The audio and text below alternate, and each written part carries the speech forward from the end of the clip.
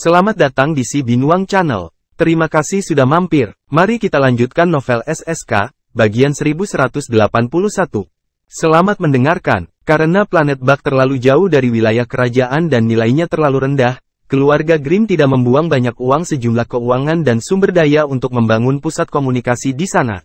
Inilah alasan mengapa planet Bak sangat ketinggalan berita, yang menjelaskan mengapa mereka tidak mengetahui tentang peristiwa besar yang terjadi di wilayah kerajaan baru-baru ini. Kenyataannya, bumi berada dalam situasi serupa. Namun, bumi memiliki sistem David Liddell yang bertindak sebagai penghubung, yang menghubungkan jaringan antara mereka dan seluruh dunia galaksi.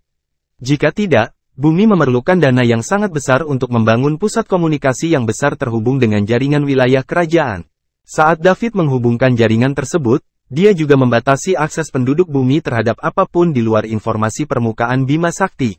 Mereka tidak dapat mengakses informasi yang lebih mendalam. David juga menggunakan fungsi siluman sistem untuk mencegah lokasi bumi terungkap. Sejujurnya, sistem ini sangat brilian, dan David tidak tahu siapa yang menciptakannya. Mustahil bagi peradaban tingkat 9 untuk memahami ciptaan peradaban tingkat dewa. Meskipun mungkin tampak seperti hanya berjarak satu tingkat, perbedaan sebenarnya antara keduanya sama berbedanya dengan langit dan bumi. Namun, David merasa selama dia mengandalkan sistem untuk meningkatkan kemampuannya, akan ada suatu hari nanti ketika dia akhirnya mengetahui semua rahasia yang disimpan sistem. Julius Grimm dan yang lainnya dari keluarga Grimm melongo ke arah David karena terkejut. Keluarga Grimm telah dibasmi, bagaimana mungkin? Bahkan jika mereka sudah lama tidak kembali ke keluarga mereka, keluarga Grimm masih menduduki peringkat keempat dari 8 keluarga terkemuka dari Kekaisaran Bima Sakti, dan merupakan kekuatan yang memiliki reputasi baik bahkan di antara wilayah kerajaan. Mereka mungkin bukan yang terkuat, tapi mereka jelas tidak lemah sama sekali. Bagaimana pemberantasan bisa terjadi? Mereka sama sekali tidak mempercayai David. Kamu berbohong. Kami Grimms adalah salah satu keluarga terkemuka di Kekaisaran Bima Sakti. Bagaimana kamu bisa membasmi kita? Jika kamu berani melakukan apapun pada kami, Grandmaster keluarga Grimm akan membuatmu membayar. Julius membalas dengan keras. Secara internal, dia berada dalam tahap kengerian yang luar biasa sejak dia melihat Balu di sisi David. Sama seperti orang-orang di planet ini, ada tanda budak di dahi pria ini. Dia juga terlihat seperti kepala suku yang dibawa pergi dari planet ini bertahun-tahun yang lalu. Julius merasa trio ini ada di sini untuk membalas dendam. Saat dia memikirkan tentang semua hal yang dia lakukan terhadap orang-orang di planet ini saat dia memerintah planet Bak di masa ratusan tahun lalu, menyebabkan jumlah penduduknya menurun dari jumlah penduduk yang awalnya ratusan juta hingga sekitar hanya 10 juta, Julius merasakan darahnya menjadi dingin. Dia sudah mati. Jika orang-orang ini mengetahui hal ini, mereka pasti tidak akan membiarkannya pergi. Dia sudah selesai, tidak masalah jika keluarga Grimm benar-benar dibasmi karena kematiannya sudah dekat. David tidak mau memperhatikan orang seperti dia. Terlalu mudah membiarkan Julius mati begitu saja, jadi David menyelamatkan nyawanya kehidupan yang menyedihkan bagi Balu untuk menyiksanya secara perlahan, seperti bagaimana dia menyiksa orang-orang Bakeran. David memandang Balu yang ada di samping, dan berkata, "Ayo pergi, Balu, aku akan membawamu untuk menyelamatkan orang-orangmu. Orang-orang Anda sedang menunggu Anda kembali, dan selamatkan mereka." "Terima kasih Tuan," Balu menjawab dengan mata berbingkai merah.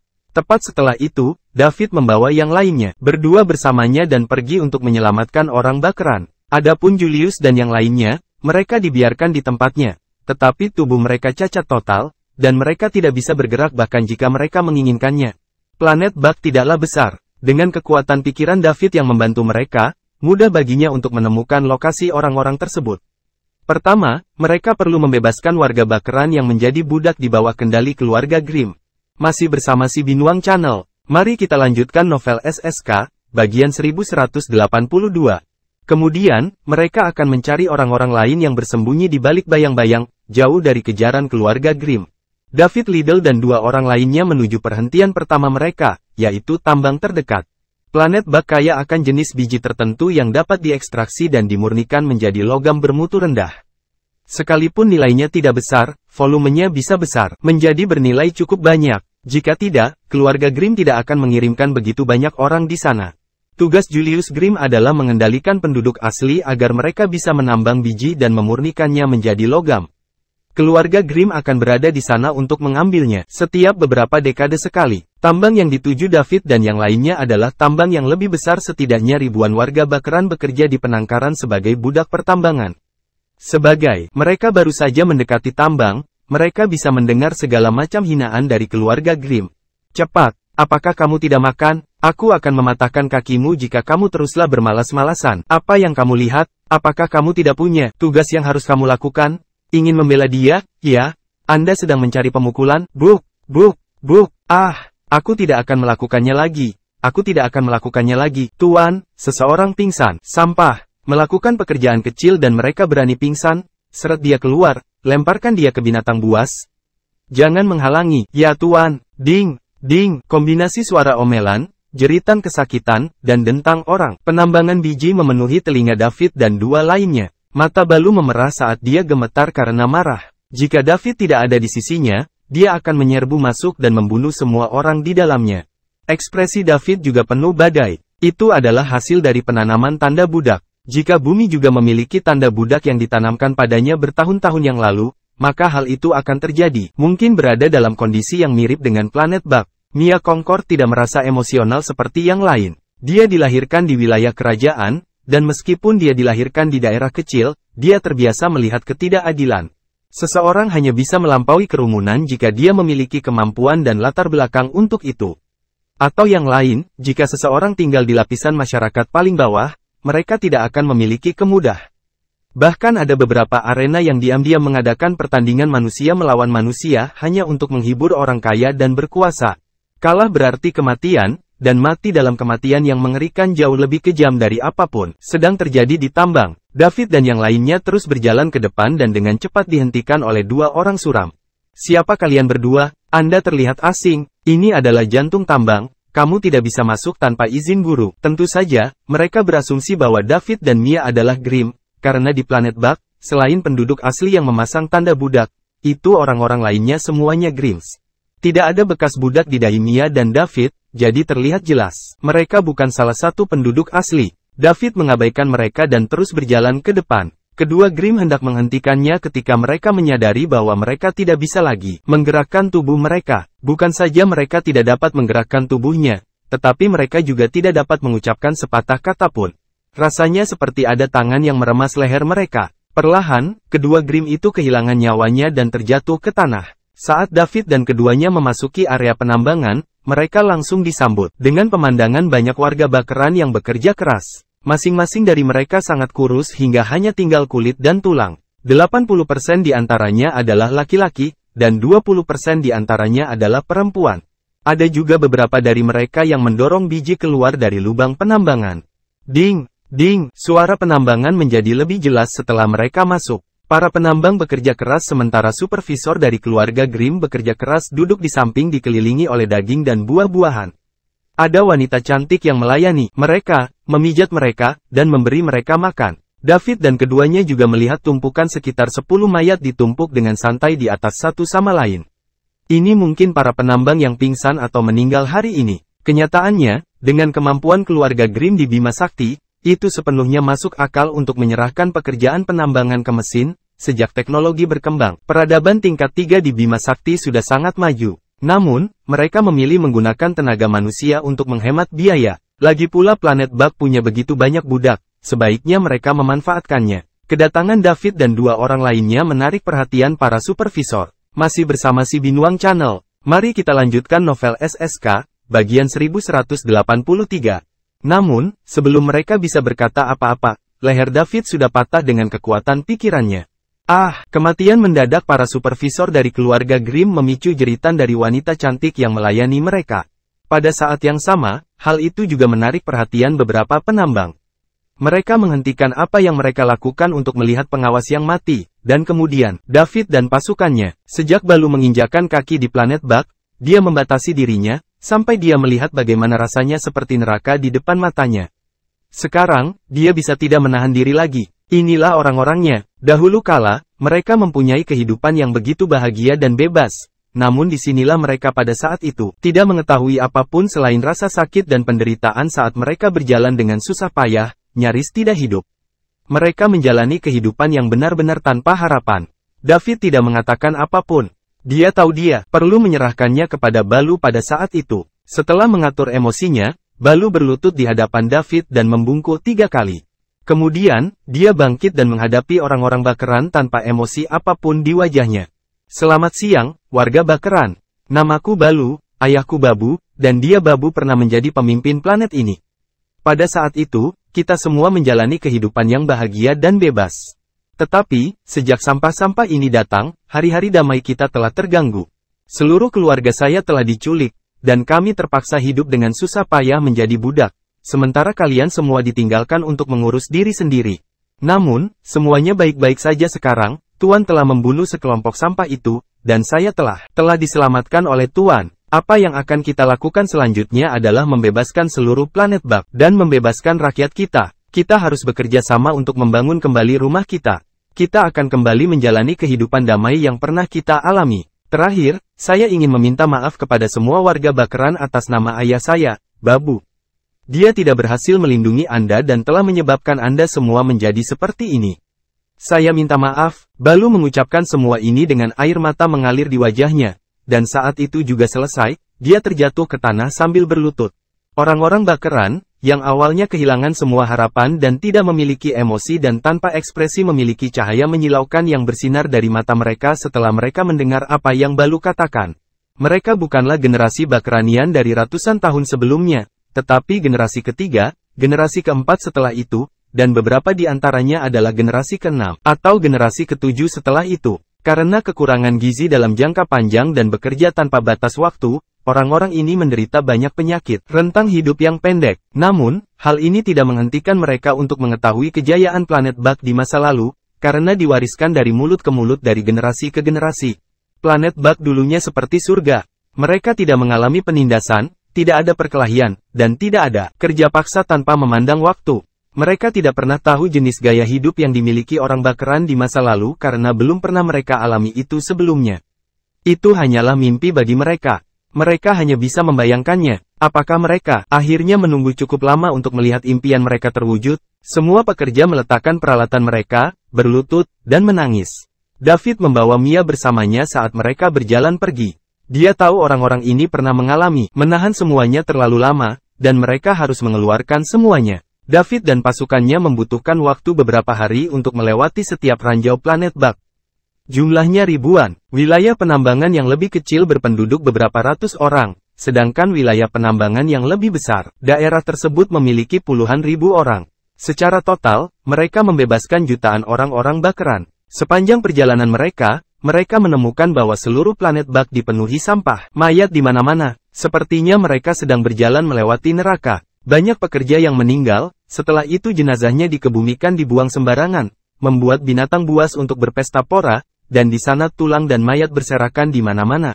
Planet Bak dulunya dihuni oleh hampir 100 juta orang, tetapi yang tersisa di planet ini sangat sedikit yaitu 10 juta orang. Angka kematian lebih dari 90%, dan sisa-sisa mereka dapat dengan mudah dilihat di seluruh planet Bak. Hanya area sekitar tempat tinggal Julius Grimm yang bersih.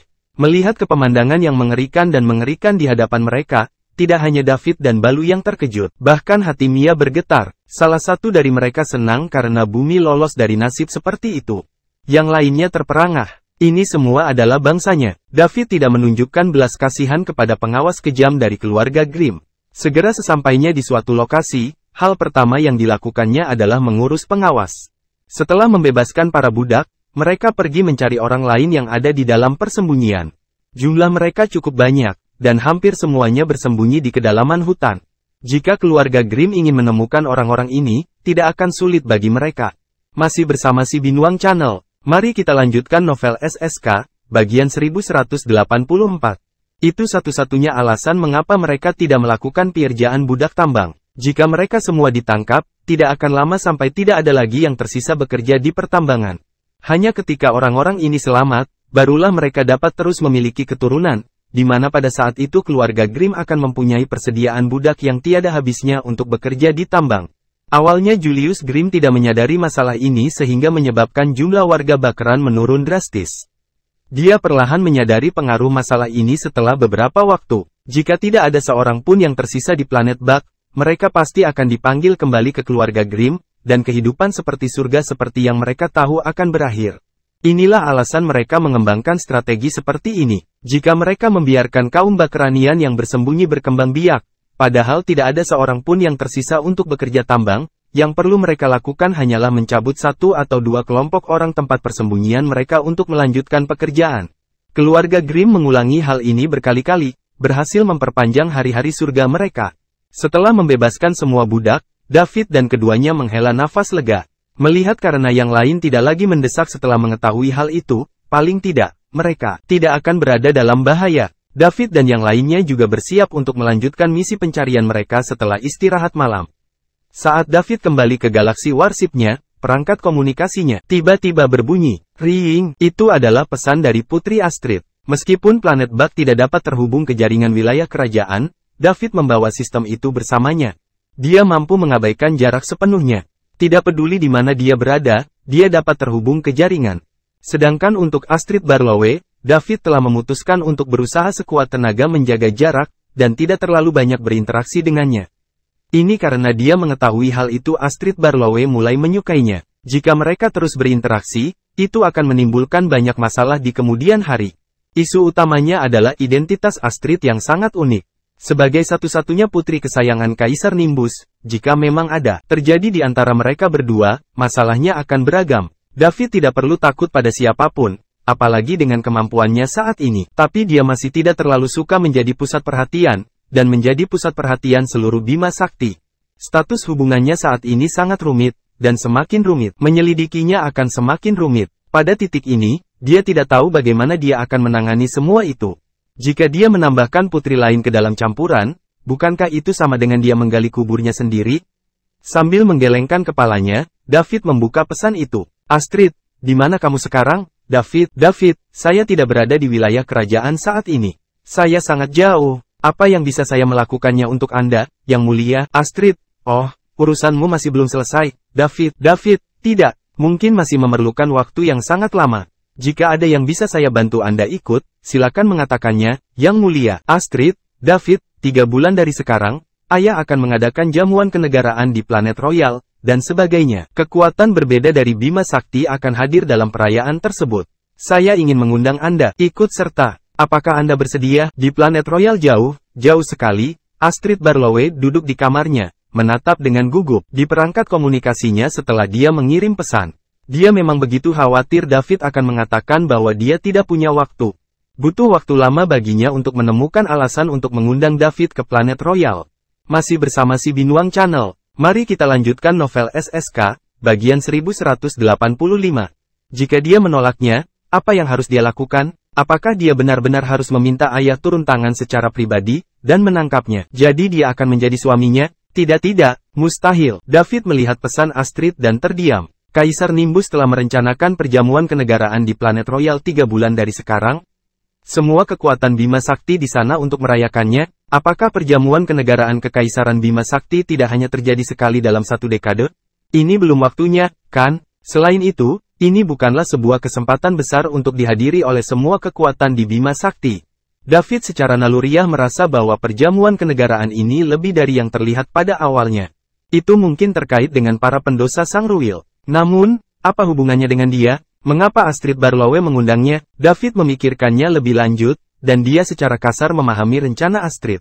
Mengundangnya ke pesta kenegaraan adalah tipuan. Sebenarnya, dia ingin bertemu dengannya. Perjamuan kenegaraan hanyalah sebuah alasan. Akan lebih baik jika dia tidak hadir. Jika semua kekuatan Bima Sakti hadir pada perjamuan kenegaraan kali ini, dan pasti ada kerumunan VIP. Jika dia benar-benar memicu rumor apapun antara dirinya dan Putri Astrid, dia pasti akan menjadi terkenal dan terkenal. Dia akan menjadi sorotan dan menjadi pusat perhatian kemanapun dia pergi, dan itu bukanlah kabar baik. Itu tidak sesuai dengan kepribadiannya yang rendah hati. Oleh karena itu, jawaban David adalah, Yang Mulia, saya benar-benar minta maaf. Saya sibuk dengan pekerjaan saat ini dan tidak akan di wilayah kerajaan, jadi aku mungkin tidak bisa hadir. David belum menyadari bahwa dia adalah VIP terbesar di Bima Sakti. Dengan peringkat tempur dari alam abadi partial, dia akan mampu melakukan perlawanan jika dia bertengkar dengannya. Kaisar Nimbus. Selain itu, dia memiliki 3 keterampilan tempur terbaik yang dilatih dengan sempurna, dan senjata tertinggi, pedang pemecah iblis, yang dapat membelah segala sesuatu di alam semesta. Dengan semua bonus tambahan ini, hanya pertarungan yang sesungguhnya bisa menunjukkan apakah Kaisar Nimbus benar-benar tandingannya. David merasa tidak ada yang perlu ditakutkan, terutama pada Nimbus Barlowe. Sementara itu, Astrid gelisah menunggu jawaban David. Ketika dia melihat jawaban David tentang dia tidak berada di wilayah kerajaan, maka dia tidak bisa hadir, dia merasa sedih. Saat mereka berpisah, mereka membuat perjanjian agar dia kembali padanya secepat mungkin. Sudah lama sekali, dan bukan saja dia tidak punya niat untuk datang ke planet Royal, dia bahkan menolaknya. Ketika dia mengambil inisiatif untuk mengundangnya. Sebagai putri kesayangan Kaisar, kapan dia pernah mengalami keluhan seperti itu?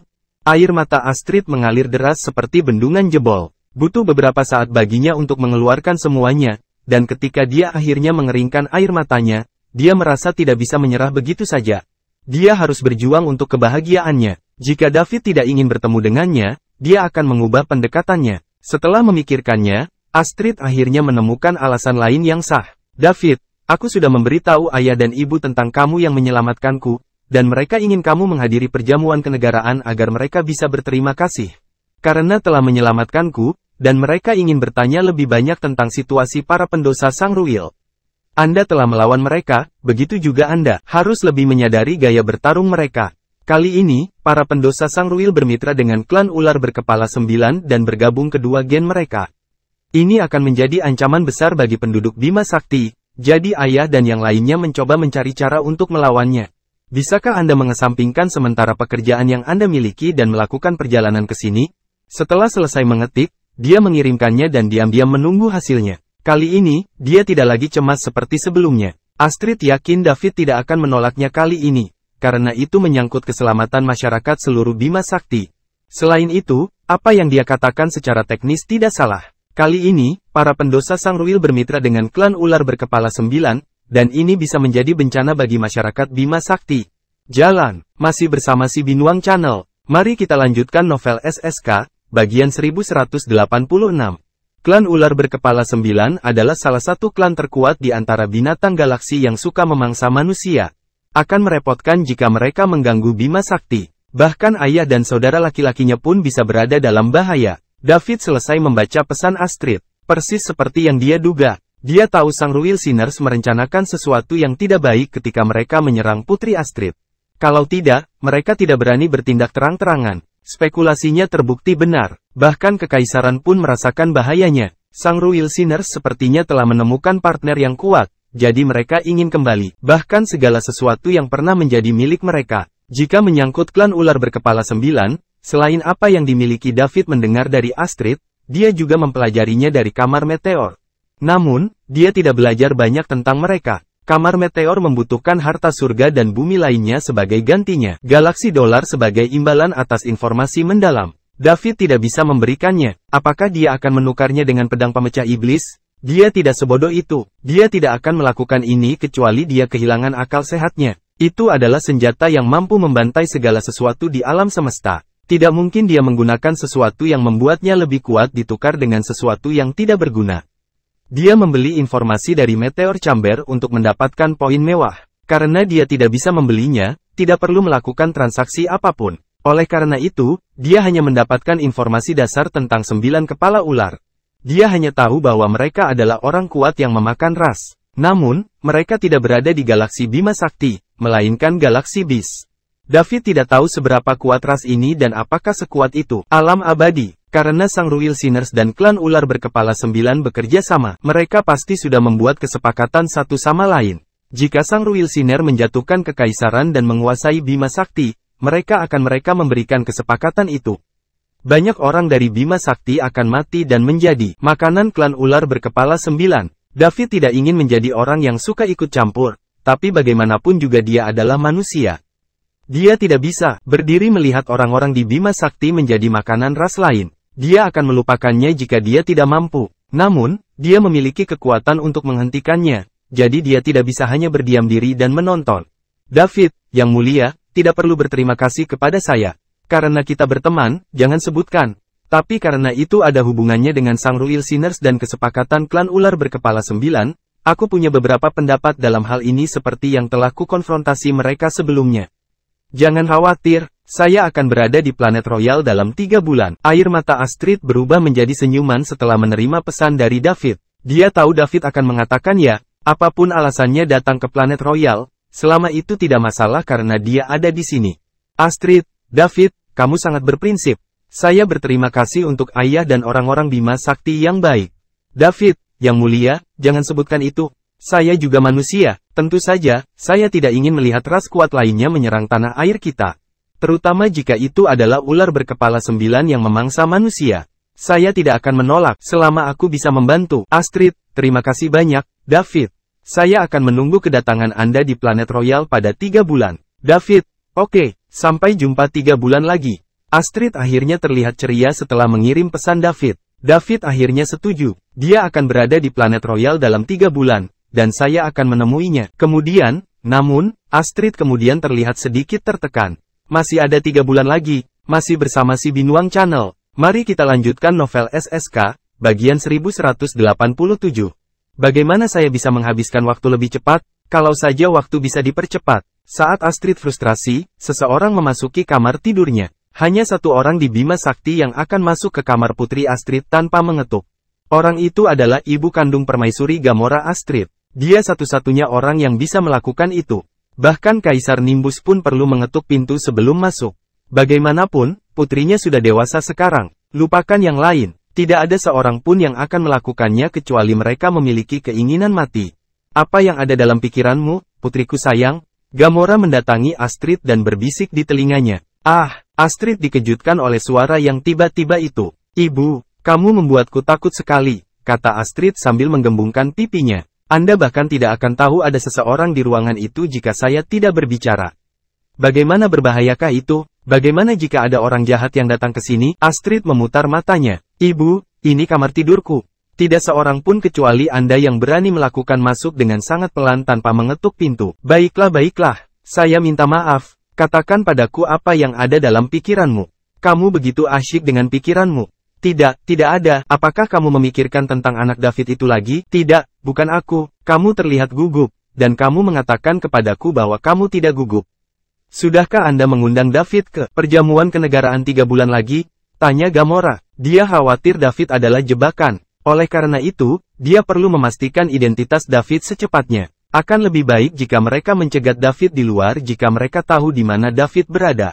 Jika tidak, mereka bisa memancingnya ke planet Royal. Bagaimanapun, planet Royal adalah markas besar keluarga Barlowe. Ya, jawab Astrid. Apa yang dia katakan? David bilang dia akan sampai di planet Royal dalam 3 bulan. Itu lebih seperti itu. Jika tidak kirim seseorang untuk membawanya ke sini jika dia menolak bayi perempuanku. Ibu, maukah kamu berhenti bersikap kasar? Apakah ayah membawamu kembali seperti itu juga? Tanya Astrid dengan rasa ingin tahu. Mustahil. Ayahmu dan aku saling jatuh cinta. Ngomong-ngomong, begitu juga David katakan di mana dia sekarang. Tidak, tapi dia bilang dia tidak berada di wilayah kerajaan saat ini. Dia ada di suatu tempat yang jauh. Jadi begitu. Apa masalahnya, Ibu? Apakah ada masalah? Tidak. Semuanya baik-baik saja selama dia datang ke planet Royal 3 bulan ke depan. Dia berjanji padaku, jadi dia akan ada di sini. Ucap Astrid yakin. Lalu dia mengingat sesuatu dan menambahkan, Ibu, kenapa ibu tidak menceritakan padaku apa yang terjadi di antara itu kamu dan ayah saat itu? Apa yang perlu diceritakan? Kamu terlalu muda untuk mengerti ini. Gamora menggelengkan kepalanya dan menolak. Oh, ibu, ceritakan semuanya padaku. Aku bukan anak kecil lagi, oke? Saya ingin mendengar tentang sejarahmu, kata Astrid genit sambil meraih tangan Gamora. Gamora memutar matanya ke arah Astrid dan berkata, baiklah, aku akan memberitahumu tentang hal itu. Ayahmu luar biasa saat itu. Selama ribuan tahun terakhir, dia adalah orang paling berbakat di Bima Sakti. Dia telah memikat banyak gadis, membuat mereka jatuh cinta padanya. Aku juga tidak buruk. Saya adalah pendeta tinggi Istana Bulan, dan banyak pria memujaku. Permaisuri Gamor, Putri Astrid, kisah cintanya dan Kaisar Nimbus. Mereka beralih dari kenalan menjadi sepasang kekasih dan kemudian menjadi suami dan istri. Mereka memiliki status tertinggi di Bima Sakti. Salah satunya adalah Pangeran Kekaisaran, dan yang lainnya adalah pendeta tinggi Istana Bulan. Oleh karena itu, keluarga mereka tidak menghentikan mereka. Keduanya saling menyukai, jadi secara alami mereka berakhir bersama. Mereka tidak mengalami percintaan yang penuh gejolak atau dramatis. Masih bersama si Binuang Channel. Mari kita lanjutkan novel SSK, bagian 1188. Namun, seringkali yang paling membahagiakan adalah memiliki hubungan yang damai. Anda bisa melihatnya dari cara Gamora mengingatnya. Astrid mendengarkan dengan penuh kerinduan. Dia berharap dia dan David bisa seperti orang tuanya. Bintang cahaya, dekat dengan tepi zona ketiadaan di Bima Sakti. Sejak para pendosa Sangruil menempatinya, manusia di sini telah ditahan di penangkaran untuk dijadikan makanan. Bintang cahaya sekarang 100 kali lebih menakutkan dari planet Bug. Orang-orang di planet Bug hanya dianiaya dan diperbudak, begitu juga manusia bekerja sampai mati. Namun, di bintang cahaya berbeda, semua manusia telah dikurung untuk dimakan. Mereka dipasok ke Sangruil pendosa dengan gen klan ular berkepala 9. Bisa dibayangkan ketakutan yang dirasakan orang-orang di bintang cahaya. Bagaimana rasanya bangun setiap hari, takut giliranmu dimakan dan diperlakukan sebagai makanan. Hanya orang-orang di bintang cahaya yang tahu, mereka hampir selalu berada dalam keadaan panik. Suasana itu bisa membuat orang gila. Para pendosa Sangruil bisa mengendalikan keinginan mereka untuk memakan manusia jika mereka mau. Mereka hanyalah sebagian dari ular berkepala 9, dengan gen manusia yang masih ada dan merupakan bagian dominan dari susunan genetik mereka. Namun, mereka tidak menahan diri, karena dengan memakan cara yang lebih baik cara untuk memicu gen ular berkepala 9. Ini akan dengan cepat meningkatkan kualitas kekuatan mereka. Mereka juga bersiap menghadapi perang yang akan datang. Kekaisaran Bima Sakti telah berkembang dengan kecepatan tinggi selama bertahun-tahun. Ia memiliki pasukan yang kuat, yaitu Aula Azure Dragon, White Tiger, Red Finch, dan Black Tortoise, dan ruang penjaga, yang Nimbus latih sendiri. Ini adalah kekuatan dahsyat yang tidak dapat diabaikan oleh siapapun. Para pendosa Sangruil bukanlah tandingan mereka. Jika tidak, kekaisaran tidak akan memburu mereka selama ribuan tahun. Klan ular berkepala 9 dibatasi oleh konvensi alam semesta dan tidak bisa mengirimkan pasukan dalam jumlah besar. Para pendosa Sangruil hanya bisa memakan manusia dan mengaktifkan gen ular berkepala 9 untuk meningkatkan kekuatannya.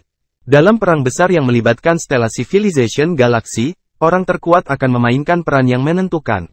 Namun, itu tidak akan berhasil tanpa kekuatan tulang punggung mendukung mereka. Oleh karena itu, para pendosa Sangruil harus bersiap dengan baik. Mereka telah melakukan segala yang mereka bisa untuk menang. Mereka tidak peduli apa yang harus dilakukan. Di bintang cahaya, Raja Sangruil, Mo, dan Severus dari klan ular berkepala 9 membahas niat Nimbus mengadakan perjamuan kenegaraan. Nimbus agak mengganggu rencana mereka. Rencana awal Mo adalah membongkar kekaisaran Bima Sakti dari dalam sambil menyiapkan diri di hadapan klan ular berkepala 9 tiba untuk mendukung mereka. Mereka akan menemukan cara untuk menyusup ke dalam kekuatan, mulai dari yang paling lemah hingga yang paling terkuat. Jika mereka bisa menyusup ke sepertiga pasukan, langkah mereka selanjutnya akan jauh lebih mudah. Begitu bantuan mereka dari klan ular berkepala 9 tiba, mereka dapat dengan mudah menghancurkan dua petinggi alam abadi dari keluarga Barlowe, Nimbus, dan Wilfred. Bahkan tanpa keluarga Barlowe, dengan sepertiga kekuatan di pihak mereka, Sangruil bisa mengendalikan Bima Sakti dalam waktu sesingkat mungkin, menghindari komplikasi. Kemudian mereka dapat mengambil kembali semua milik mereka dan menikmati kemenangan mereka. Kekaisaran Bima Sakti akan mengadakan perjamuan kenegaraan dalam 3 bulan dan mengirimkan tentara dan 4 aula besar untuk berpatroli di wilayah kerajaan. Rencana Sangruil untuk menyusup ke dalamnya tampaknya tidak masuk akal. Bahkan jika mereka tidak menyusup ke dalamnya, Sangruil dapat menghancurkan keluarga Barlowe dan kendalikan Bima Sakti dengan bantuan ular berkepala 9. Masih bersama si Binuang Channel. Mari kita lanjutkan novel SSK, bagian 1189. Namun, hal ini akan memakan waktu lebih lama, dan mereka akan menghadapi masalah yang tidak dapat dihindari. Di bintang cahaya, menara yang menjulang tinggi, dua pria sedang duduk berhadapan, minum kopi. Salah satu dari mereka mengerutkan kening, sementara pria di seberangnya tampak santai. Pria yang mengerutkan kening adalah Raja Sangruil, Mo, dan yang lainnya adalah Severus dari klan ular berkepala 9. Tidak dapat menahan diri setelah beberapa saat, Mo bertanya, Severus, kapan orang-orang klan ular berkepala 9 tiba? Nimbus sering memperhatikan gerakan kami. Dia seharusnya sudah sembuh dari lukanya sekarang. Semakin cepat kita bertindak, itu lebih baik bagi kita. Severus menyesap kopinya sebelum perlahan menjawab, Raja Mo, tenanglah. Anda tahu, butuh waktu untuk melintasi zona ketiadaan. Anda tidak bisa terburu-buru. Mereka akan tiba di sini saat kamu siap. Severus menikmati berada di puncak Bima Sakti dan kehidupan yang lambat. Manusia memang makhluk paling bijaksana dari semua makhluk. Mereka unik, dan memang demikian. Tak heran seluruh makhluk di alam semesta ingin menirunya. Dia bukan satu-satunya sebagian alam abadi yang ada, tapi tidak ada siapa-siapa lebih kuat dari dia. Selain itu, Severus adalah salah satu dari 10 monster galaksi teratas. Selain kekuatan fisiknya, dia juga memiliki kemampuan bakat alami dari klan ular berkepala 9. Sekalipun dia tidak bisa mengalahkan Nimbus, dia yakin dia tidak akan kalah. Severus tidak menganggap serius Maul. Jika dia memiliki gen klan ular berkepala 9, dia akan dibatasi oleh klan ular berkepala 9. Inilah sebabnya mereka mengirimnya ke sini. Membantu Sang Ruil menghadapi Kekaisaran Bima Sakti adalah salah satu sebutan yang bagus untuk itu. Terus terang, mereka memata-matai Sang Ruil untuk mencegah merusak kesepakatan mereka. Namun, Severus jatuh cinta dengan Bima Sakti setelah datang ke sini. Dia tidak ingin kembali ke bis galaksi lagi. Tidak hanya ada banyak sekali makanan lezat untuk disantap, tetapi dia juga bisa berdiri di puncak galaksi dan meremehkan segalanya. Itu adalah sesuatu yang bis galaksi tidak bisa berikan padanya. Bis galaksi memiliki para tetua alam abadi yang mengendalikannya, dan memang ada beberapa ras yang bahkan ular berkepala 9 tidak sanggup untuk menyinggung perasaannya. Selain itu, klan ular berkepala 9 juga sedang berperang dengan pasukan saingannya, Star Python. Dia bisa dikirim berperang kapan saja. Tidak diketahui apakah dia akan selamat dari ini. Seberapa mudah kehidupan di sini, bukan saja tidak ada bahaya, tapi dia bisa melakukan apapun yang diinginkannya dan kapan saja. Ketika dia selesai memakan manusia di bintang cahaya, dia bisa melanjutkan makan planet hidup lainnya. Ada jutaan planet hidup di Bima Sakti. Butuh waktu lama untuk menghabiskan mereka. Kehidupan seperti inilah yang diinginkan Severus. Itu tidak seperti bis galaksi, di mana dia harus menjaga ekornya di antara kedua kakinya. Maul tidak puas dengan sikap Severus. Bagaimana saya tidak khawatir, rencana infiltrasi kami sekarang dibatasi oleh kerajaan. Jika Nimbus diberi waktu lebih banyak untuk bersiap, kita akan mendapat masalah. Severus, kamu juga tidak ingin ular berkepala 9 mendapat masalah, kan? Maul, menurutku kamu bingung. Jadi bagaimana jika kita memberi mereka waktu untuk bersiap, ketika kita berdua berkeliling, Sang Ruil sudah tak terkalahkan. 1 atau 2 lagi parsial alam abadi akan dikirim untuk memastikan tidak ada kesalahan kali ini. Bersihkan keluarga Barlowe, dan semuanya akan beres, bukan? Kata Severus dengan acuh tak acuh. Severus, aku tidak panik. Bima Sakti memiliki beberapa kekuatan dahsyat lainnya selain keluarga Barlowe. Bahkan jika kita memusnahkan keluarga Barlowe, itu akan merepotkan untuk tidak memenangkan kekuatan-kekuatan ini. Selain itu, kemitraan kami dengan klan ular berkepala 9 harus dirahasiakan. Kita tidak bisa membiarkan terlalu banyak kekuatan tahu tentang hal itu. Hal ini akan menyebabkan pemberontakan di antara masyarakat Bima Sakti jika terungkap ke publik, dan itu akan menjadi masalah besar yang melibatkan seluruh Bima Sakti. Kita akan hancur jika berita tentang hal ini sampai ke penegak alam semesta. Itu sangat tidak mungkin, tapi kita juga tidak bisa mengesampingkannya. Oleh karena itu, kita harus merahasiakannya. Severus tidak punya pilihan selain meletakkan cangkir tehnya dan beralih serius ke kata-kata Mo. Masih bersama si Binuang Channel. Mari kita lanjutkan novel SSK, bagian 1190. Penegak alam semesta. Inilah orang-orang yang menimbulkan ketakutan di seluruh dunia semesta. Tentu saja, ini hanya berlaku untuk ras kuat dengan ambisi besar. Jika Anda hanya ras yang lemah, hanya mencoba untuk melanjutkan hari Anda, tidak ada yang perlu takut. Mereka akan mengabaikan perlombaan kecil seperti itu. Namun, kamu harus berhati-hati jika kamu secara tidak wajar melancarkan perang terhadap wilayah peradaban tingkat lebih rendah, menyebabkan kepunahan dan kesengsaraan dalam mengejar ambisi Anda dan perkembangan rasmu. Anda sebaiknya berharap tidak bertemu dengan orang-orang ini. Jika tidak, pemusnahan hanya akan terjadi dalam hitungan menit. Konvensi alam semesta adalah hasil dari penegakan alam semesta. Tujuannya adalah untuk membatasi kemungkinan perang agresif antar galaksi. Salah satu poin utamanya adalah mereka tidak mengizinkan peradaban tingkat tinggi untuk menyerang peradaban tingkat rendah tanpa alasan hanya karena mereka lebih kuat. Tergantung pada situasinya, mereka akan dipukul kembali ke titik awal atau paling buruk dimusnahkan setelah penegak semesta mengetahui hal ini. Tolak mereka, bukannya mereka tidak memikirkan hal itu. Mereka tidak bisa melakukannya. Sebagai penegak hukum yang bertanggung jawab atas ketertiban alam semesta, mereka tidak dapat tanpa dukungan yang kuat. Bagaimana lagi peradaban tingkat 3 seperti Bima Sakti bisa ada di sebelah level 5 seperti bis galaksi begitu lama? Jika bukan karena konvensi alam semesta dan penegak alam semesta, binatang buas galaksi pasti sudah mengambil alih dan menjadikannya koloninya sejak lama. Baik Bima Sakti, bis galaksi, maupun kekuatan apapun tidak tahu di mana atau dari mana kekuatan penegak alam semesta berasal. Rumornya, mereka berasal dari peradaban level 8 atau bahkan level 9. Namun, ini hanyalah rumor belaka. Mereka belum dikonfirmasi. Penegak alam semesta seperti dewa bagi banyak peradaban rendah. Mereka tak terkalahkan dan tidak bisa dihina. Beberapa peradaban bahkan memperlakukan penegak alam semesta seperti dewa. Namun, mereka bukanlah dewa, dan mereka tidak bisa berada di mana-mana sekaligus. Ketika banyak galaksi terpencil berperang, penegak alam semesta tidak bisa menangani semuanya. Bagaimanapun, alam semesta sangatlah luas. Jumlah penegak hukum terlalu terbatas untuk mencakup setiap sudut semesta. Penegak hukum jarang ditemukan di galaksi seperti Bis Galaksi dan Bima Sakti. Akibatnya, banyak kekuatan besar yang masih mengambil risiko tetapi tidak berani melakukan percikan yang terlalu besar. Bagaimanapun, para penegak hukum seperti pedang yang tergantung di kepala mereka. Tidak ada yang mau mempertaruhkan seluruh ras mereka untuk itu. Galaksi dengan peradaban rendah seperti Bima Sakti berada di tepi galaksi hampir tidak masuk radar penegak hukum. Perhatian penegak semesta tidak akan tertarik kecuali ada sesuatu terjadi dan menyebabkan Bima Sakti runtuh. Ini hanyalah sebuah kemungkinan. Namun, hal itu tidak mungkin terjadi. Itu sebabnya Raja Sangruil mau mengatakan mereka harus mencegah Bima Sakti. Orang-orang mencari tahu tentang kolaborasi Sangruil dengan klan ular berkepala 9. Jika tidak, segalanya akan menjadi buruk setelah Bima Sakti bersatu melawan Sangruil. Semua orang akan dikutuk jika hal itu menarik perhatian penegak semesta. Sementara itu, Nimbus sedang mengadakan perjamuan kenegaraan, mengundang seluruh kekuatan di Bima Sakti. Kemungkinan besar dia akan mengumumkan berita tersebut. Pada titik ini, dia akan menjelaskan bahwa klan ular berkepala 9 adalah klan ular berkepala 9, musuh umat manusia yang memperlakukan manusia sebagai makanan. Itu akan menyebabkan seluruh umat manusia di Bima Sakti bersatu melawan mereka. Masih bersama si Binuang Channel, mari kita lanjutkan novel SSK, bagian 1191.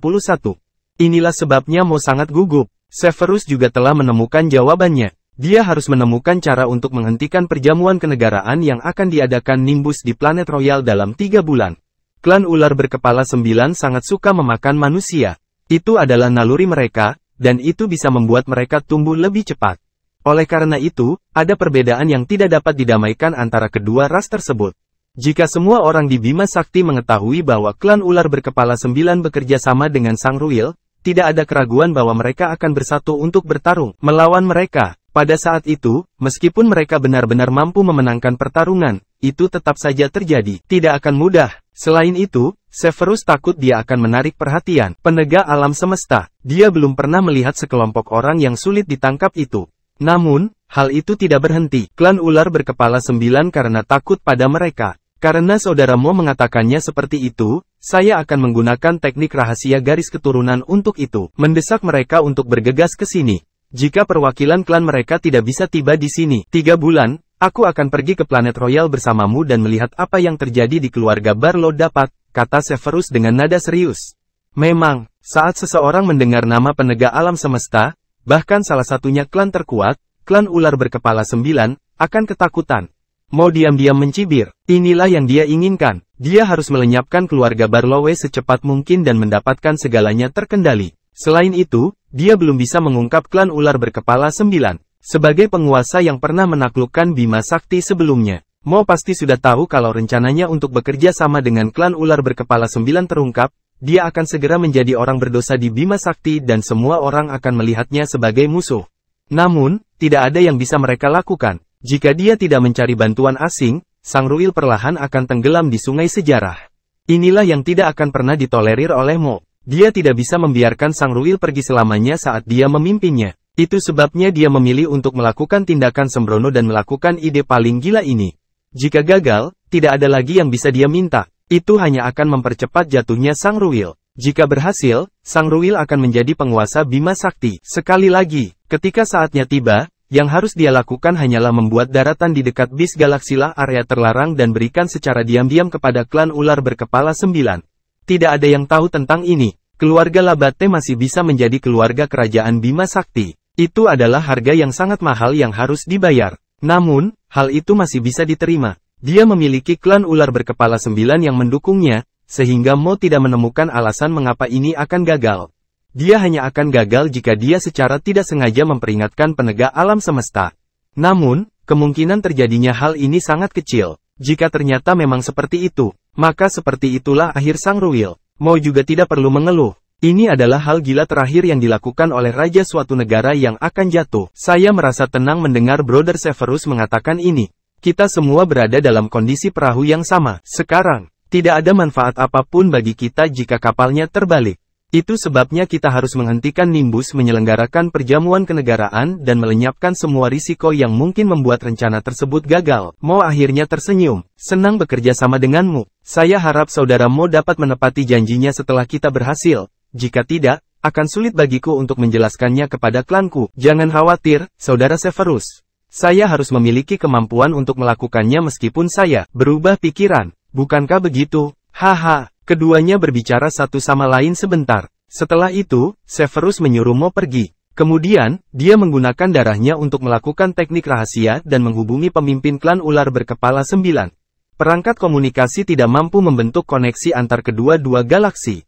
Mereka harus melakukan teknik rahasia untuk dapat menghubungi satu sama lain. Setiap klan yang kuat pasti memiliki teknik komunikasi rahasianya sendiri. Planet Bug. David terus memimpin Balu dan Mia melintasi hutan tua di planet Bug.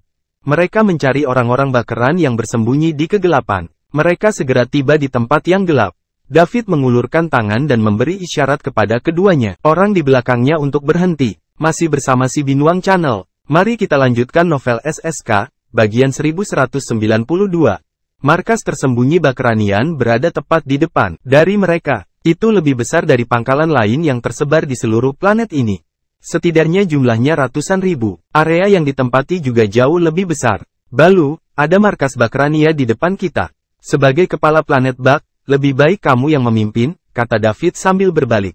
Ya, Tuan David. Balu mengambil beberapa langkah ke depan setelah itu. Kemudian, Balu meninggikan suaranya, rekan Bakranians, senang bertemu dengan Anda.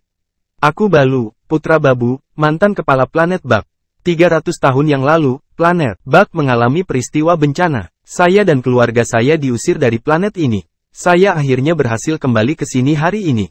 Kali ini, aku akan memimpin kalian semua keluar kesengsaraan dan menjalani kehidupan damai seperti yang biasa kita jalani. Keluarga Grimm, yang membawa bencana pada kita, telah dilenyapkan. Tuhan mengasihani kita, Bakranians, dan Dia memberi kami kesempatan lagi untuk memulai hidup baru. Setelah Balu selesai berbicara, dia berlutut di tanah. Lalu, kedua lengannya menyilang dan bersandar di depan dadanya, dengan dahi menyentuh tanah. Dia membuat isyarat doa khusus yang hanya dikenali oleh orang Bakranian. Balu diam-diam berlutut di tanah. Segera, ada suara-suara di depannya. Ada sepasang mata cerah yang muncul di kegelapan. Kepala-kepala mulai bermunculan satu demi satu di atas pohon besar. Perlahan, tak jauh dari mereka, beberapa ribu orang mulai berdatangan. Pria dan wanita muda membawa berbagai jenis senjata di tangan mereka. Orang-orang ini menilai David dan yang lainnya dengan rasa ingin tahu. Mereka tahu mereka bertiga tidak datang ke sini untuk membawa mereka pergi. Keluarga Grimm akan mengirim banyak orang ke sini untuk membawa mereka pergi dan membuat mereka menjadi budak penambangan mereka setiap kali mereka datang ke sini. Tidak mungkin mereka hanya mengirim mereka bertiga ke sini. Selain itu, pria yang sedang berlutut di tanah melakukan gerakan pemujaan kuno kaum Bakranian. Ini adalah isyarat yang hanya digunakan oleh orang-orang Bakran ketika mereka beribadah kepada Tuhan mereka setiap tahun. Namun, orang-orang ini tidak mengajukan pertanyaan apapun dengan lantang. Seolah-olah mereka sedang menunggu seseorang datang.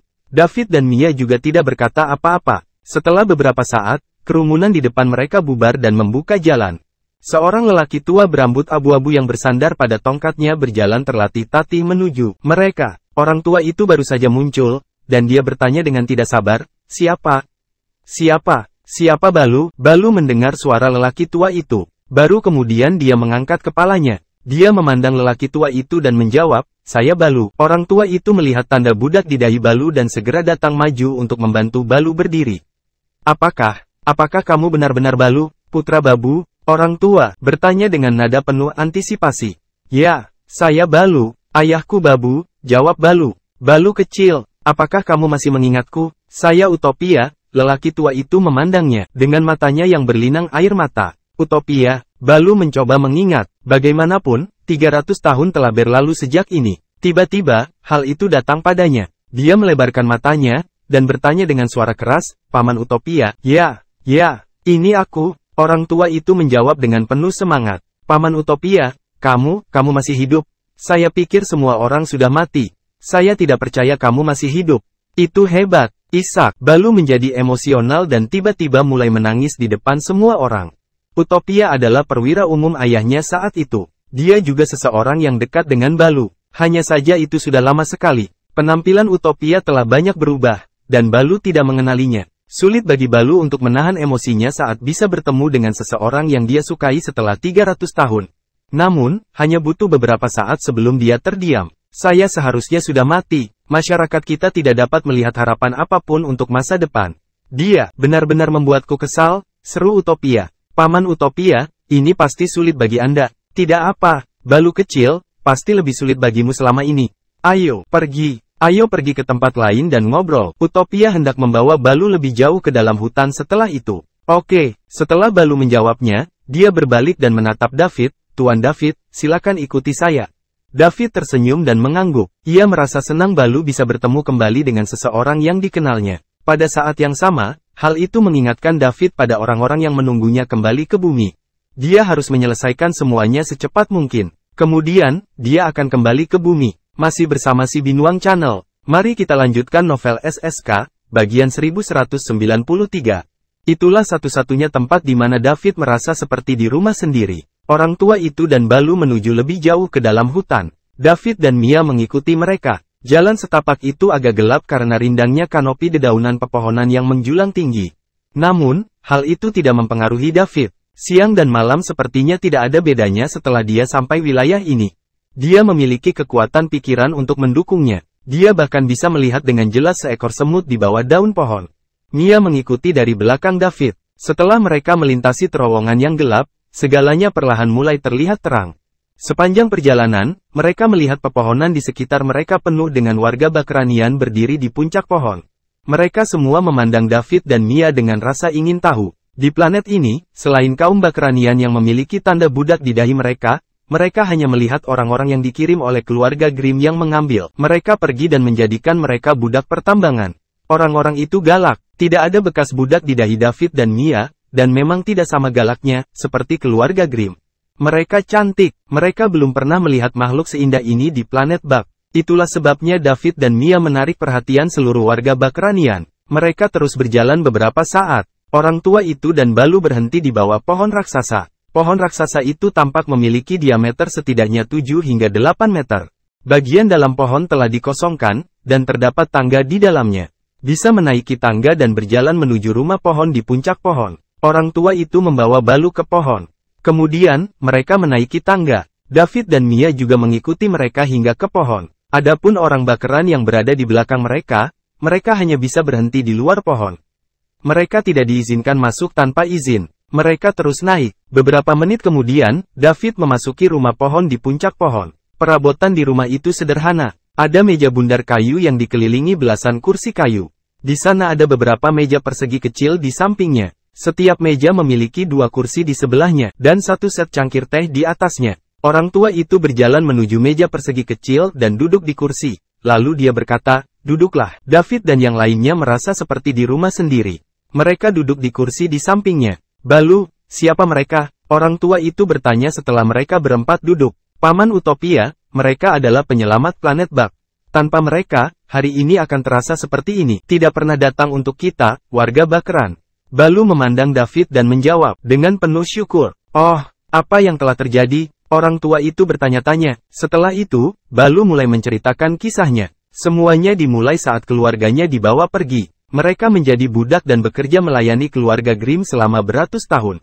Sementara itu, orang tua Balu belum bisa menerima kenyataan bahwa mereka terjatuh dari kasih karunia dan menjadi budak. Mereka menjadi sangat tertekan hingga akhirnya terjatuh sakit dan meninggal dunia. Balu ditinggalkan sendirian di ambang kematian. Pada awalnya, Balu juga sudah kehilangan harapan. Sampai David muncul dan menghancurkan keluarga Grimm.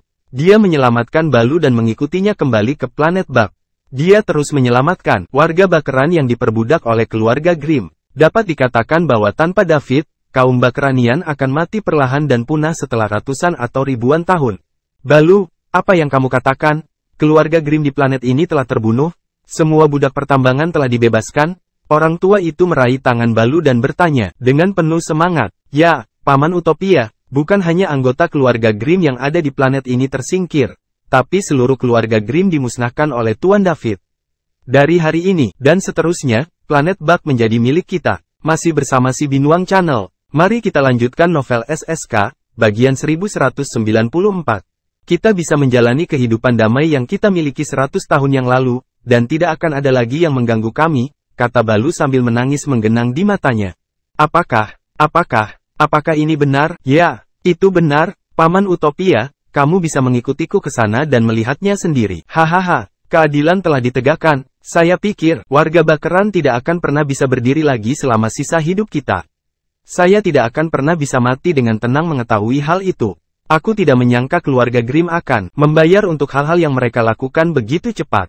Saya sangat senang mendengarnya. Hahaha, lelaki tua itu mulai tertawa terbahak-bahak setelah dia memastikan apa yang dikatakan Balu kepadanya. Balu menjalani hidupnya sebagai budak yang bekerja untuk keluarga Grimm.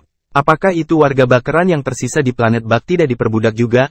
Fakta bahwa planet Bug dulunya berpenduduk 100 juta jiwa di dunia masa lalu, namun mengalami penurunan tajam dalam populasi mereka sehingga hanya ada beberapa juta saat ini, menunjukkan bagaimana orang-orang Bakeran hidup di masa 300 tahun lalu. Petik 1. Mereka hidup dalam ketakutan setiap hari. Mereka akan mati jika melawan mereka. Jika mereka tidak melawan, mereka tidak punya pilihannya selain menjadi budak pertambangan yang bekerja siang dan malam. Setelah lelaki tua itu selesai tertawa, dia berdiri dan berjalan menuju David. Dia berlutut di lantai dan membungkuk padanya 3 kali dengan hormat. David tidak berdiri untuk menghentikannya. Dia menerimanya, padahal orang tua itu sudah sangat tua. Saat pertarungan David mencapai sebagian alam abadi, menjadi yang terbanyak orang yang kuat di Bima Sakti, pola pikirnya juga telah berubah. Seperti kata pepatah, orang yang berprestasi cenderung sukses di awal kehidupannya. Seseorang yang berkuasa harus dihormati. Selain itu, dialah yang menyelamatkan jutaan warga Bakeran di planet Bug. David merasa nyaman menerima rasa hormat lelaki tua itu. Setelah itu, lelaki tua itu berkata dengan penuh semangat, "Terima kasih Tuan David karena telah menyelamatkan planet Bug. Utopia tidak akan pernah melupakan apa yang telah Anda lakukan untuk warga Bakeran. Tuan, Anda tidak perlu melakukan ini. Keluarga Grimm telah melakukan banyak perbuatan jahat. Harinya akan tiba bagi mereka untuk mendapatkan hukuman. Seseorang pasti akan melakukan meskipun itu bukan aku. Alasan saya membunuh mereka adalah karena kami memiliki masalah yang harus diselesaikan. Saya baru saja menyelamatkan kalian semua dalam prosesnya," jawab David dengan tenang. "Tuan David, bagaimanapun juga, Anda menyelamatkan kami dan memberikan kesempatan kepada warga Bakeran untuk bertahan hidup. Jika tidak, kami mungkin akan menghilang secara perlahan seiring berjalannya waktu, dan kami akan menghilang, akhirnya punah. Saya ingin mengucapkan terima kasih atas nama semua orang-orang Bakerania." Lelaki tua itu terus membungkuk ke arah David beberapa kali, baru kemudian dia melakukannya secara perlahan. Bangkit berdiri. Balu segera maju untuk membantunya berdiri. "Paman Utopia, ayo keluar dan beritahu semua orang tentang ini. Orang-orang kita sudah lama memendam emosi, jadi kita harus menyebarkan kabar baik dan merayakannya. Kalau begitu, aku akan pergi mencari yang lain." Tentu. Saya akan mengumpulkan semua orang di sini dan memberitahu mereka kabar baik. Anda tidak perlu bersusah payah mencari warga Bakeran lainnya. Aku tahu bagaimana cara menghubungi mereka. Saya hanya perlu mengatakan yang sebenarnya kepada mereka dan mereka akan muncul. Kalau begitu tanpa basa-basi lagi, mari kita mulai." Oke, sebagai perwira umum Babu sebelumnya, kepala planet Bug, Utopia adalah sosok bergengsi. Tidak hanya semua warga Bakeran yang tinggal di pangkalan harus mendengarkannya, tapi dia juga memiliki pengaruh besar di pangkalan lain. Alasan mengapa orang Bakeran dibagi menjadi beberapa kelompok adalah karena itu berpisah bisa mencegah mereka semua terbunuh oleh keluarga Grimm. Utopia memimpin, mereka bertiga keluar dari pohon raksasa. Dia mengumpulkan semuanya, Bakeranians dan mengumumkan berita kehancuran keluarga Grimm. Semua warga Bakeran segera bersorak dan bertepuk tangan. Pada saat yang sama, semua orang menangis bahagia. Mereka sudah lama menunggu hari ini. Kemudian, Utopia mulai menghubungi kelompok lain yang bersembunyi di dalam gelap. Sehari kemudian, semua warga Bakeran keluar dari markas tersembunyi mereka dan mulai melangkah keluar menuju sinar matahari. Mereka bersembunyi di kegelapan, dan tidak berani pergi dari sana. Setiap pemimpin markas mulai menuju ke tempat keluarga Grimm tinggal sebelumnya. Balu menunjukkan auranya yang mengesankan sebagai kepala mereka. Setelah dia memberi dengan antusias pidatonya, pembangunan kembali seluruh planet Bug dimulai dan kaum Bakeranians dilanjutkan dengan tugas-tugas yang masih belum terselesaikan. Setelah jenazah yang tertinggal di luar dikumpulkan, mereka dimakamkan di dalam tanah. Sekarang, semua warga Bakeran bekerja dengan kemauan. Sudah lama sekali sejak di sana ada senyuman di wajah semua orang. Masih bersama si Binuang Channel. Mari kita lanjutkan novel SSK, bagian 1195. David merasa lega melihat planet Bug kembali ke jalurnya. Pekerjaannya di sini sudah selesai. 3 hari kemudian, David menemukan Balu dan memberitahunya bahwa dia akan segera meninggalkan planet Bug. Tuan David, kamu akan segera berangkat? Balu bertanya. Ya, planet Bug telah kembali ke jalurnya. Saya harus pergi juga, jawab David. Tuan David, bisakah kamu tinggal 1 hari lagi? Aku akan pergi bersamamu setelah semuanya beres. Balu, Anda harus tetap di sini. Warga Bakeran membutuhkanmu. Tuan David, aku harus pergi bersamamu. Ini bukan hanya untuk membalas kebaikanmu, tapi itu juga untuk ini. Balu berkata sambil menunjuk tanda budak di keningnya, lalu melanjutkan. Satu-satunya cara yang mungkin untuk menghilangkan batasan dari tanda budak adalah dengan mengikutimu. Hanya dengan begitu rakyatku akan benar-benar dibebaskan. David melihat ekspresi tulus di wajah Balu. Dia tahu dia telah mengambil keputusan. Baik-baik saja maka, saya akan memberi Anda 1 hari lagi untuk bersiap.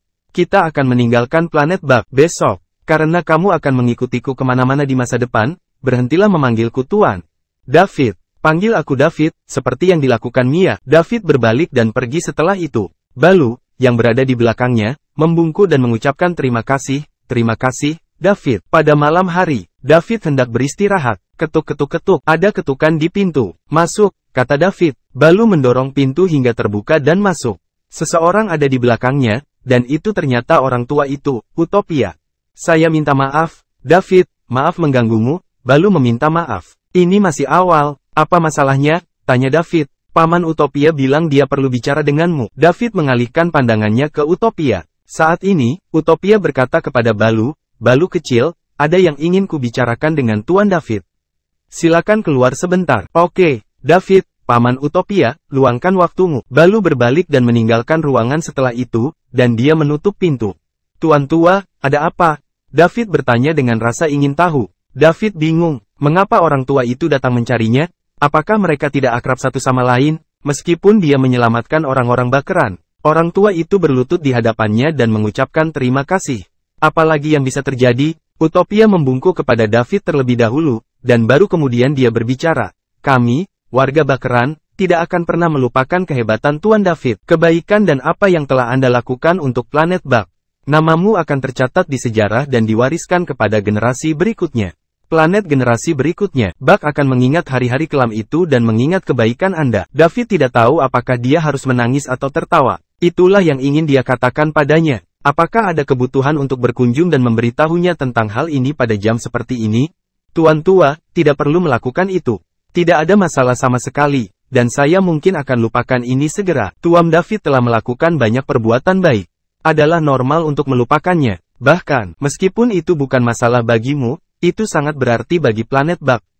Ini sebuah kesempatan untuk kelahiran kembali dan untuk kita memulai hidup baru lagi. Utopia berhenti sejenak, dan melanjutkan, Tuan David, Balu kecil akan jadi tinggal bersamamu.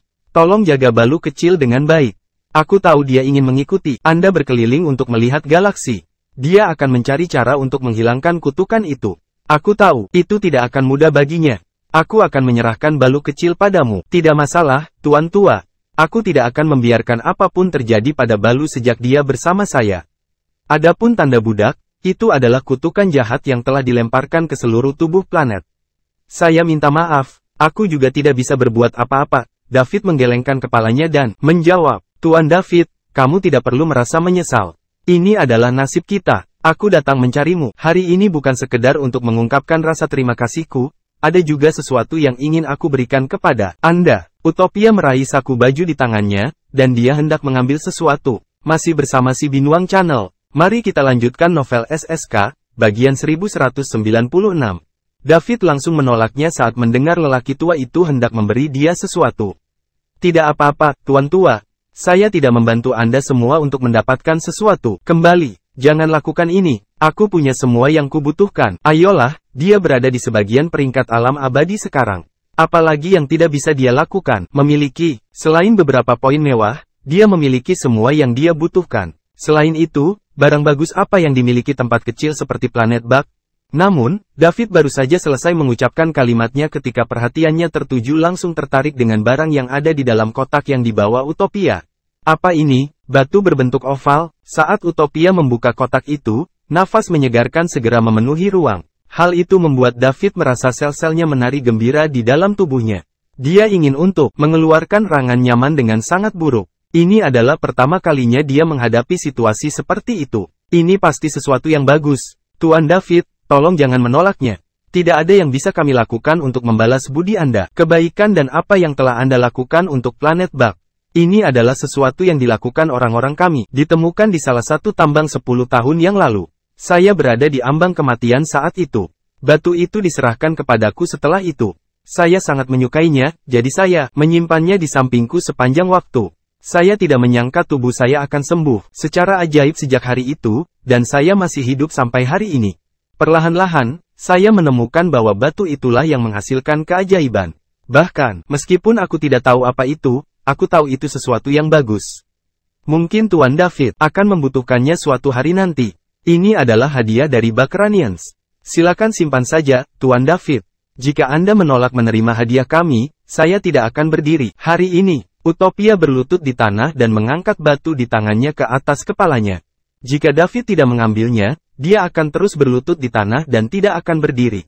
David memandang Utopia yang sedang berlutut tak jauh darinya. Dia tidak bisa menahan diri untuk tidak menghela nafas. David secara tidak sadar selalu mempercayai sebuah pepatah. Orang yang baik hati adalah orang yang bersyukur. Orang-orang bakeran yang jujur memang seperti itu. Dia bertanya-tanya bagaimana keluarga Grimm bisa melakukan itu. Namun, keluarga seperti keluarga Grimm yang akan mendapatkan apa yang mereka inginkan, dengan susah payah, demi kepentingannya sendiri, tidak menaruh simpati pada orang lain.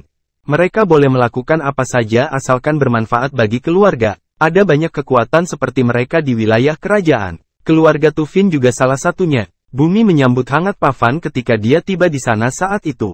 Tidak ada yang menyangka bahwa dia merencanakan sesuatu yang jahat, dan dia menginginkannya untuk menjadikan semua orang di bumi sebagai budaknya. Jika bukan karena sistem yang mengumumkannya tepat waktu, keluarga Tufin bisa saja mungkin menanamkan tanda budak pada orang-orang yang hidup di bumi. Saat itu, usaha David akan sia-sia sekeras apapun dia mencoba berjuang. Bumi tidak akan menjadi lebih baik dari planet Bug. David tidak menginginkan barang milik Utopia. Namun, nafas yang dikeluarkan batu itu terlalu menarik. Dia pikir batu bisa berguna di masa depan jika dia membawanya bersamanya. Tuan tua, kamu tidak perlu melakukan ini. Tuan David, terimalah. Jika tidak, kami warga Bakeran akan merasa tidak nyaman tentang itu, desak Utopia. David tidak punya pilihan selain berdiri. Dia berjalan menuju Utopia dan meraih keluar untuk mengambil kotak itu darinya. Batu itu baru saja jatuh ke tangan David saat sistem otomatis muncul. Masih bersama si Binuang Channel. Mari kita lanjutkan novel SSK. Bagian 1197. Ada 3 kata besar tertulis di sana. Batu kehidupan. Batu kehidupan, apa itu tadi? Rasa penasaran membuat David terus membaca pendahuluan yang tertera di bawah ini. Sistem. Batu kehidupan adalah zat khusus yang dipelihara di alam semesta. Itu berharga dan itu dikategorikan sebagai batu langka dan salah satu harta langit dan bumi. Formasi, sangat sulit untuk membentuk batu kehidupan. Itu dibentuk dengan kristalisasi air kehidupan. Fungsi, batu kehidupan memberikan nafas kehidupan yang kuat.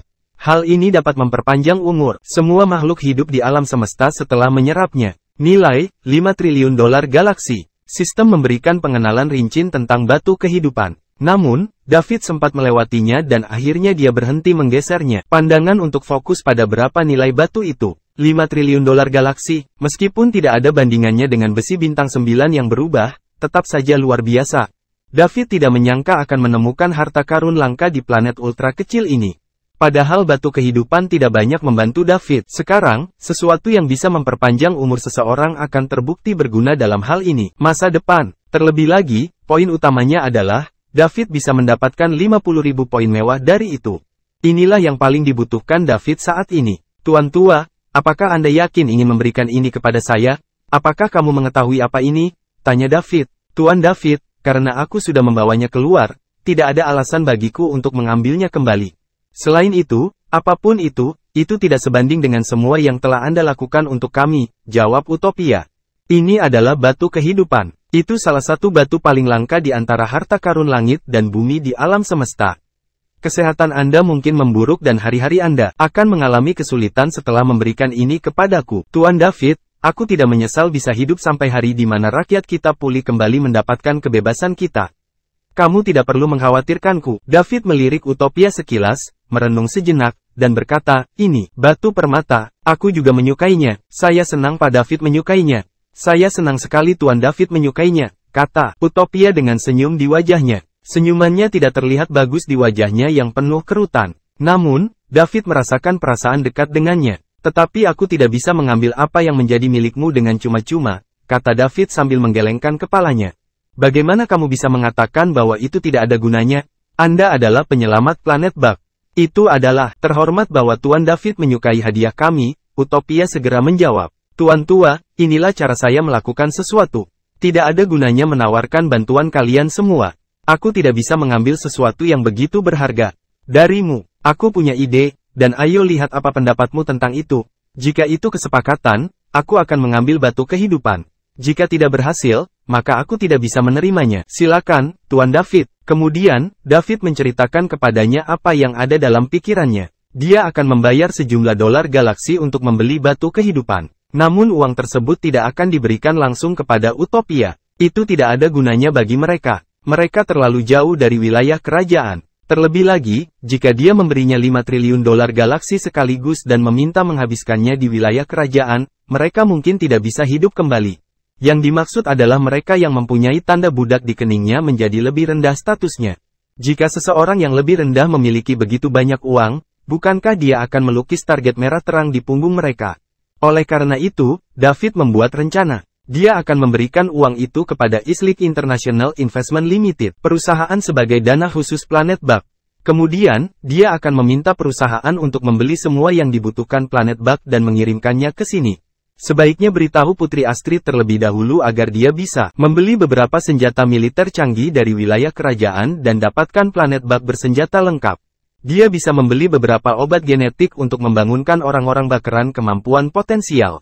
Sebelumnya, ketika keluarga Grimm mengambil alih planet ini, mereka menggunakannya sekali saja, mengencerkan obat genetik, yang menyebabkan efek samping. Warga Bakeran yang meminum obat tersebut sudah tidak hidup lagi. Penduduk Bakeran saat ini adalah generasi setelah mereka, dan mereka tidak pernah menggunakannya sebelumnya. Oleh karena itu, mereka dapat mengonsumsi obat genetik yang tidak memiliki efek samping dan membangkitkan kekuatan mereka. Dengan begitu, tidak hanya dapat meningkatkan kemampuan tempur planet Bug, tapi David juga bisa mendapatkan 50.000 poin mewah lainnya. Masih bersama si Binuang Channel, mari kita lanjutkan novel SSK, bagian 1198. Membunuh dua burung dengan satu batu. Sempurna, 5 triliun galaksi dolar bisa mendapatkan planet ultra kecil dengan populasi beberapa juta orang bersenjata lengkap. Setiap orang akan dipersenjatai dengan senjata. Ia bahkan dapat memastikan bahwa setiap warga Bakranian akan memiliki mekanisme yang berat. Dengan begitu, kemampuan tempur planet Bug akan meningkat secara eksponensial. Utopia terdiam setelah mendengar perkataan David. Dia awalnya berpikir untuk memberikan batu kehidupan kepada David untuk membalas kebaikannya, menyelamatkan planet Bug. Namun, sulit baginya untuk menolak saran David. Ada peluang untuk menjadikan planet Bug lebih kuat dan lebih kompetitif. Mereka akan mampu melindungi diri mereka sendiri ketika musuh datang. Sebagai penguasa planet Bug, Utopia tidak mungkin bisa menolaknya. Utopia tahu bagaimana rasanya tidak bisa membela diri ketika ada orang lain yang menyerang planetmu. Dia menyaksikan rakyatnya mati satu persatu, dan mereka, populasi yang berjumlah hampir 100 juta telah menurun. Selama berjalannya waktu, hanya menyisakan beberapa juta saja. Namun, tidak ada yang bisa ia lakukan. Namun, jika Utopia menyetujuinya, hal itu akan bertentangan dengan niat awalnya. Oleh karena itu, dia sedang berjuang secara internal sekarang. Dia tidak tahu bagaimana menjawab pertanyaan David saat itu. David dapat melihat bahwa Utopia juga sedang berjuang. Oleh karena itu, dia berkata, Tuan tua, jika Anda menolak ini, saya tidak akan mengambil batu itu. Uang, tidak masalah bagi saya, tapi ini penting bagi planet Bug, yang berada dalam kondisi seperti situasi sekarang. Pikirkan tentang itu. Jika Anda tidak setuju dengan saya tidak punya pilihan selain aku akan mengembalikan batu itu kepadamu, tidak peduli betapa aku menyukainya. Setelah itu, David menyerahkan kembali kotak itu padanya. Utopia telah hidup selama ratusan tahun. Bagaimana mungkin dia tidak mengerti apa maksud David? Dia memaksanya untuk menyetujuinya. Pada saat ini, lelaki tua itu membungkuk dalam-dalam kepada David dengan air mata berlinang dan menjawab, "Tuan David, saya ingin mengucapkan terima kasih atas nama semua warga Bakran. Planet Bak akan melewati neraka dan air pasang untuk datang kepadamu di masa depan." David segera membantu Utopia berdiri. "Tuan tua, kamu tidak perlu melakukan itu. Batumu akan sangat membantuku. Saya yang seharusnya berterima kasih padamu." Mereka akhirnya berhasil mencapai kesepakatan. David menghubungi Putri Astrid terlebih dahulu dan memberitahunya bahwa Kamar Commerce ingin membeli beberapa perlengkapan militer yang tidak mungkin dibeli di pasar. Astrid berjanji akan membantu tanpa berpikir dua kali. Masalah David adalah masalah besar baginya. Sebagai putri kesayangan Kaisar di Kerajaan Bima Sakti, meskipun dia biasanya tidak ikut campur dalam urusan ini, dia hanya perlu memberikan instruksinya dan setiap departemen di kekaisaran akan harus mendengarkannya dan menyelesaikannya. Setelah David menerima balasan dari Astrid, dia menghubungi keluarga Concord dan menyetor $5 triliun galaksi. Dia meminta mereka untuk mengikuti instruksinya dan membeli semua yang mereka bisa dapatkan kekaisaran dan mengirimkannya ke planet Bak. Juga, dia memberitahu mereka bahwa dia sudah menggunakan koneksinya, dan mengirimkan lokasi planet Bak kepada mereka juga. Kesepakatan dengan batu kehidupan telah ditutup. David tidak sabar untuk membuka sistem. Pembawa acara, David Liddell. Saldo, 9,235,865,122.334 dolar galaksi. Tubuh, Infinity level 10, plus. Pikiran, Infinity level 10, plus. Pertempuran, pangkat penguasa sebagian. Keterampilan tempur, pukulan fight, kesempurnaan, tamparan penghancur udara, kesempurnaan, kejahatan, teknik membelah pedang, kesempurnaan, keterampilan, pengobatan tradisional kuno, kesempurnaan, poin mewah, 90.052, benar saja, 50.000 poin mewah telah ditambahkan. Selain itu, Kamar Dagang Liga Timur telah mengambil tindakan, dan dia menghabiskan sejumlah uang untuk itu. Poin mewah yang dia kumpulkan telah mencapai lebih dari 90.000. David hanya membutuhkan 10.000 poin mewah untuk meningkatkan peringkatnya dan mencapai alam abadi yang legendaris. Masih bersama si Binuang Channel. Mari kita lanjutkan novel SSK, bagian 1199. David melihat angka-angka di sistem. Dia tidak bisa menahan bibirnya dan tersenyum. Pekerjaannya di planet Bak sudah selesai. David awalnya menunjukkan simpati pada Balu, dan itulah sebabnya dia menemaninya Balu di sini. Ia tidak menyangka mendapat banyak keuntungan dari perjalanan ini. Dia tidak hanya mendapatkan harta karun, batu kehidupan, dia bahkan mendapatkan 50.000 poin mewah. Dia membuat langkah besar untuk naik level ke peringkat berikutnya. Dia percaya tidak akan butuh waktu lama baginya sebelum dia benar-benar menjadi tak terkalahkan di Bima Sakti. Keesokan paginya, David, Mia, dan Balu meninggalkan planet Bak dengan dilepas beberapa juta warga Bakran mengawasi mereka dan memberikan hormat. Perjamuan kenegaraan akan diadakan dalam 3 bulan. Masih terlalu dini bagi mereka untuk kembali ke sana sekarang. David memeriksa informasi yang ditinggalkan oleh penjelajah waktu, David yang lama pikirannya. Dia menemukan planet asli yang tidak jauh dari mereka. Berdasarkan caranya cepatnya kapal perang galaksi bisa bergerak, hanya membutuhkan waktu setengah bulan. Tiba, dia bertanya-tanya apakah orang-orang di sana telah memasang tanda budak. Dalam hal apapun, kalau begitu, dia harus pergi ke sana dulu. Kapal perang galaksi menghadap ke suatu arah dan menuju ke sana dengan kecepatan penuh. Wilayah kerajaan perlahan mulai kembali ke jalurnya setelah kekaisaran memberikan pengumuman. Diyakini bahwa tidak ada pendosa Sangruil yang berani muncul bersama pasukan tentara kekaisaran dan 4 aula besar kekaisaran berpatroli di sana.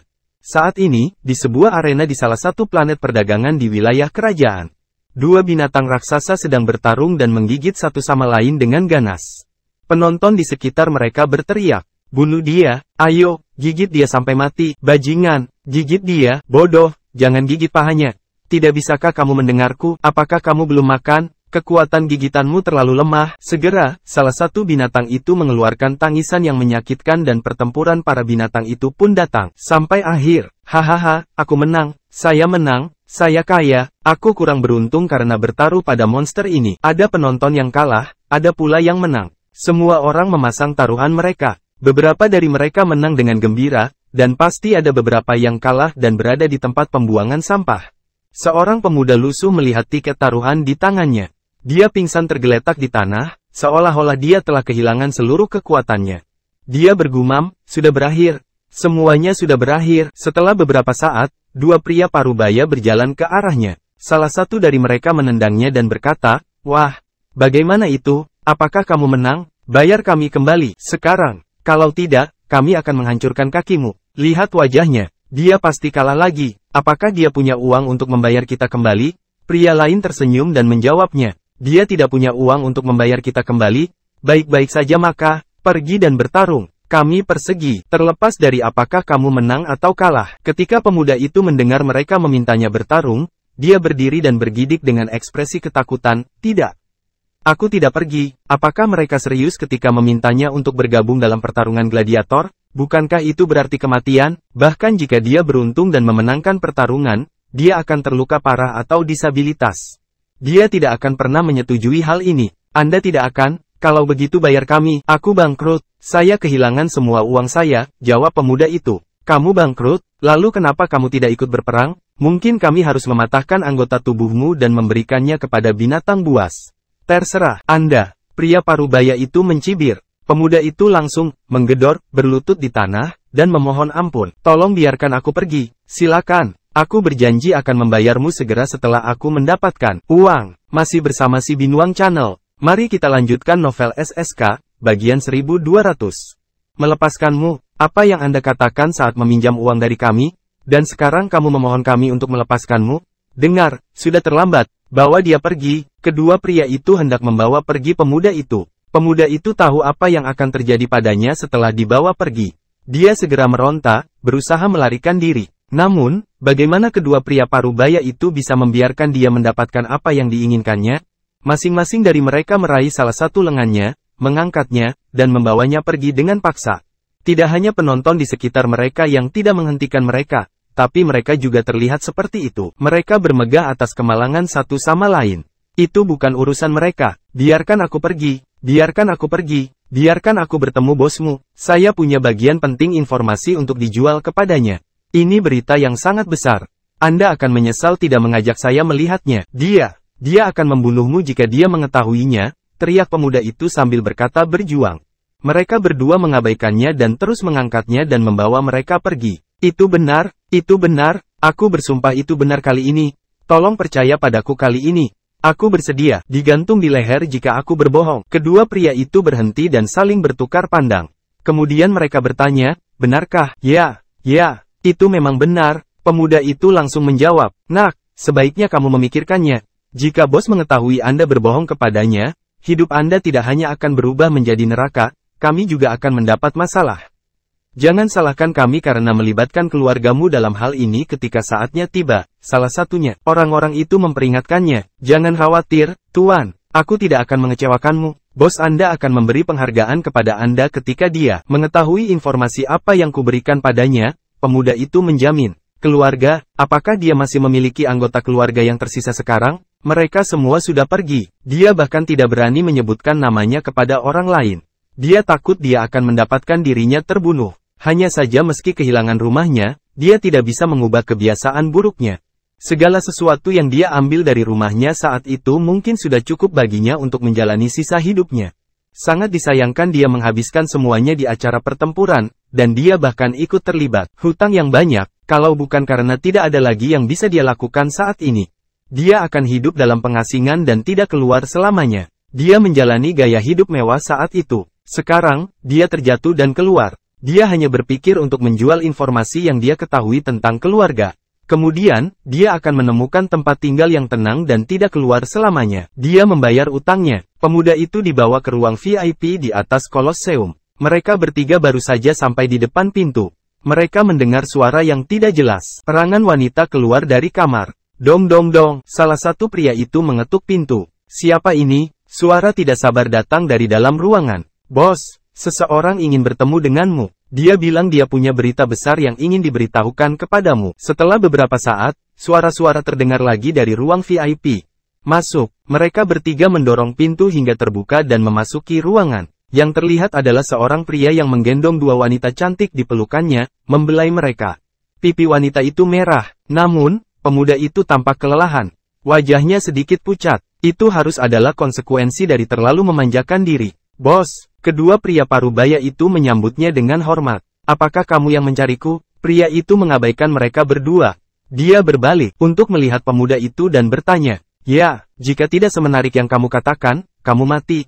"Katakan, namaku Floyd Tufin," kata pemuda itu. Kemudian, "Apakah ini yang kamu sebut berita besar?" Keluarga Tufin, salah satu dari 8 keluarga terkemuka di kerajaan Bima Sakti. Pemuda itu melanjutkan, "Sial, jangan bilang kamu berasal dari salah satu dari 8 keluarga terkemuka, Tufin keluarga."